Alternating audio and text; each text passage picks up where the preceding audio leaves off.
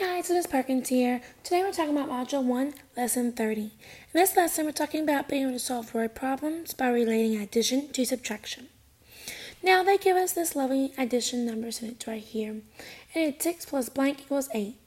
Now, we know that for addition, we know it's our part plus our other part equals our whole. So we know that 6 is a part and 8 is our whole. And we also know in addition that our parts hug the plus sign. And we know that the whole is by the equal sign.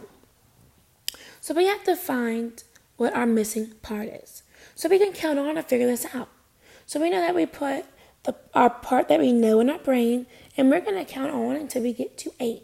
And remember, you're going to use your fingers, and each new number you say, you're going to put up a finger. So we know 6, put 6 in our brain, so 6, 7, 8. Okay, we stop because 8 is our whole. That's where we stop. So how many fingers do you have up? You should have 2. So 2 is our part. Our missing part, that is. Now we're going to do a subtraction number sentence to go with this.